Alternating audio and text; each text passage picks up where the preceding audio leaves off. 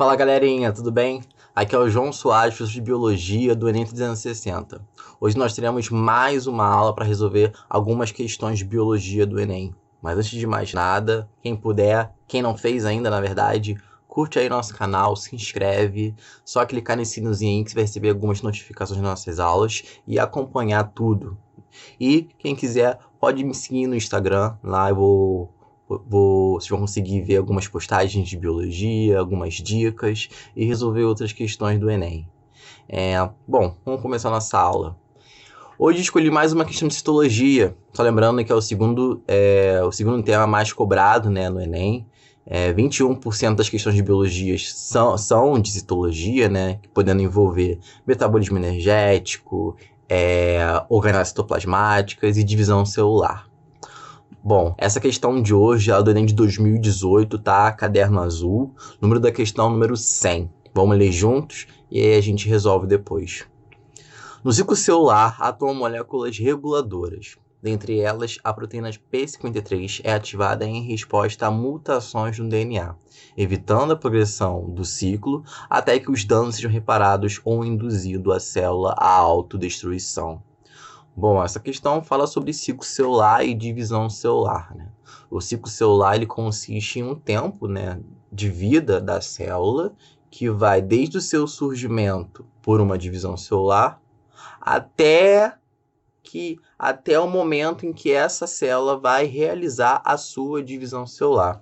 E nesse meio tempo vão existir várias atividades, né, celulares, e dentre elas atividades que vão preparar a célula para a sua divisão celular, né?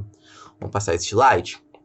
Nesse esquema vocês veem o que consiste o ciclo celular de uma célula, né? Então, o ciclo celular se divide em duas etapas, né? A fase de intérfase, que está em laranja ali, representado pela letra I. É nessa etapa em que a célula vai realizar várias atividades, incluindo as atividades que precedem a divisão celular e preparam a célula para a divisão celular. E a segunda etapa, que está ali com a letra M, né, um tom mais amarelado, seria a divisão celular propriamente dita, que pode ser de mitose ou meiose. Vamos falar um pouquinho mais sobre a intérfase. A intérfase é divide em 3 etapas. A fase G1, em que a célula vai ter alguns preparativos para divisão celular, como, por exemplo, o aumento do volume da célula, visto que após a divisão celular, ela pode, como ela se divide em duas células, ela pode perder um volume, né?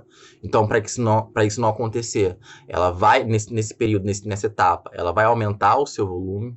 Além disso, você tem aumento da quantidade de organelas citoplasmáticas, exatamente para você não ter uma perda na quantidade de organelas após a divisão celular. E algumas enzimas vão ser produzidas nesse momento. Enzimas que vão ser essenciais para a próxima etapa da intérfase, que a gente chama de fase S, que é quando o DNA ele vai ser duplicado. E várias enzimas vão atuar na duplicação do DNA, como, por exemplo, a DNA polimerase. Então, ela vai ser produzida na fase G1. E, posteriormente, nós temos a fase G2, que é quando a célula vai tentar verificar se todos os pontos anteriores, né, que devem ser cumpridos para a célula conseguir se duplicar, foram feitos de forma apropriada, né? E também verificar se o meio é favorável para a divisão celular. Será que precisa aumentar a quantidade de células aqui? Ou não, já tem uma quantidade de células o suficiente? É nesse momento que vai ter um ponto de verificação muito importante para saber se o volume está adequado, se tem organelas o suficiente, se houve algum dano no celular e esse dano deve ser reparado, e se o meio favorece, ele permite a divisão celular, se tem motivo para ter a divisão celular. Porém, né, podem acontecer, né, algumas mutações em genes responsáveis por esse ponto de verificação, como, por exemplo, o gene que expressa a proteína P53, que é essa proteína que está presente no enunciado, que vai falar que é responsável em reparar as mutações que acontecem no DNA após a duplicação. E quando você tem a mutação nessa proteína ou em outras, na mutação nesse gene ou em outros genes responsáveis por esse ponto de verificação, você perde o controle desse ciclo celular. Você não vai ter mais o reparo ou essa verificação das etapas que devem ser cumpridas para a célula se dividir. Então, o que vai acontecer ali com essa mutação, por exemplo, no gene da P53? O ciclo celular, toda hora que ele terminar, ele vai iniciar um outro, fazendo com que a célula comece a se dividir, a se proliferar sem controle algum. Então, você vai ter uma proliferação exacerbada daquelas células.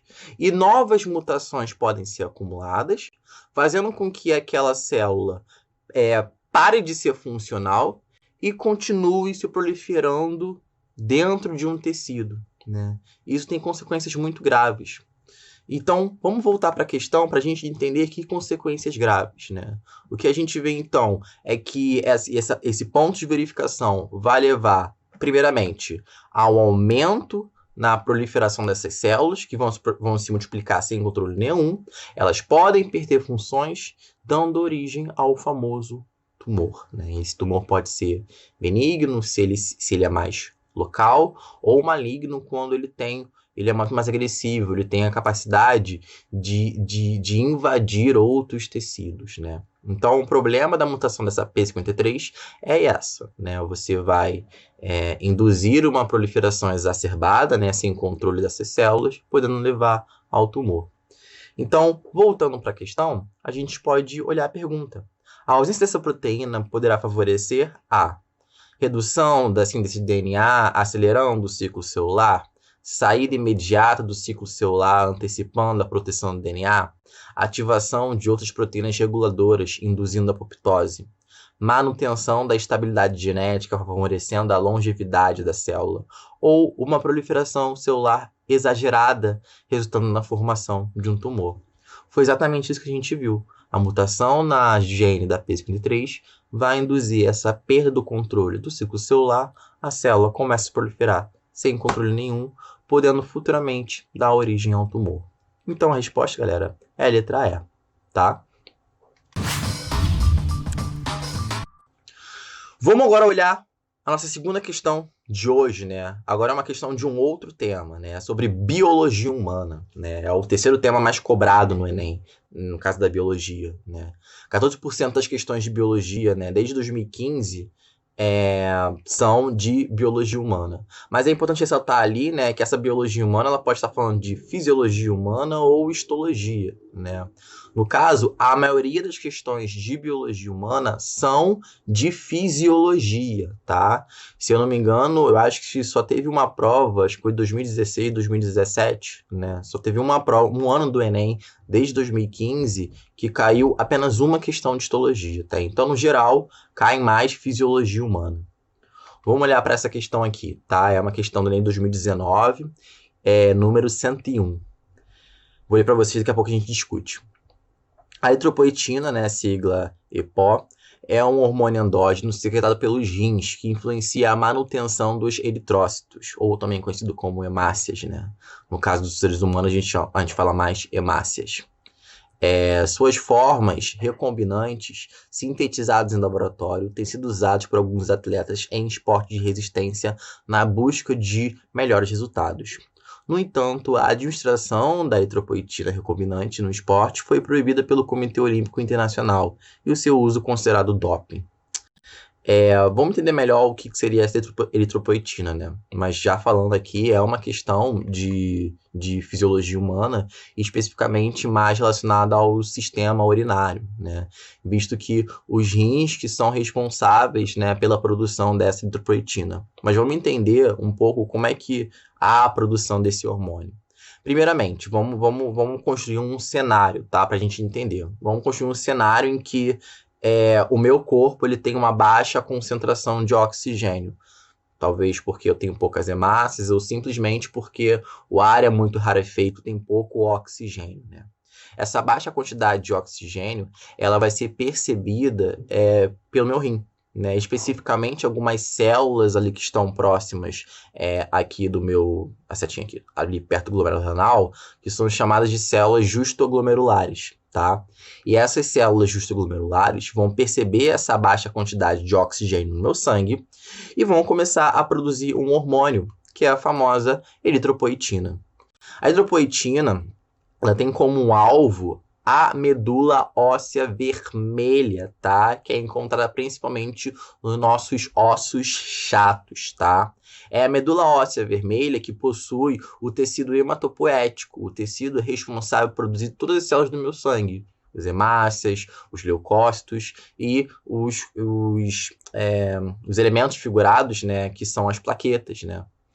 E aí, conforme a eritropoetina começa a estimular a medula óssea vermelha a produção de novas hemácias, você vai ter, então, um aumento na quantidade dessas células, exatamente para balancear essa baixa quantidade de oxigênio no meu sangue. Então, esse hormônio ele vai estimular o aumento da quantidade de hemácias no seu sangue, vai estimular uma maior produção dessas células. E o que isso tem a ver com a nossa questão? A grande questão é a seguinte, né? Se eu tenho mais hemácias no meu sangue, quer dizer que o transporte de oxigênio vai ser intensificado, né? Ele vai aumentar. Se eu tenho mais oxigênio chegando nos meus tecidos, como por exemplo no meu tecido muscular, essas células musculares vão receber mais oxigênio, consequentemente, o metabolismo celular desse tecido vai ser muito maior, visto que o oxigênio é um substrato fundamental para a respiração celular. Só lembrando que a respiração celular é aquele processo metabólico em que a célula consome glicose mais oxigênio e produz energia para ela. Então, quanto mais hemácia, mais transporte de oxigênio, maior será o metabolismo. Então, voltando para a questão, vamos olhar a pergunta. Uma influência que esse doping poderá exercer na melhoria da capacidade física desses atletas está relacionada ao transporte de quê? Lipídios, está sendo transportado lipídio ali para o aumento de gasto calórico? Vai ter o maior transporte de ATP para o aumento da síntese hormonal? Vai ter o transporte de oxigênio para o aumento da produção de ATP? Vai ter o maior transporte de proteínas para o aumento da massa muscular? Ou vai ter o maior transporte de vitamina C para o aumento da integridade dos vasos sanguíneos? Bom, por tudo que a gente já falou, a gente sabe que quanto mais hemácias, maior o transporte de oxigênio, maior vai ser a produção de ATP pelas células musculares. Por isso que eles vão possuir um desempenho muito maior, tá? Bom, galerinha, então a gente fecha as questões de hoje, tá? Só lembrando para vocês se inscreverem no canal, cliquem ali no sinalzinho, né, nesse sininho, para vocês receberem as notificações. E quem quiser, pode me seguir lá no Instagram, que a gente pode resolver e tirar algumas dúvidas das questões de biologia do Enem. Bom, galera, beijo e se cuidem.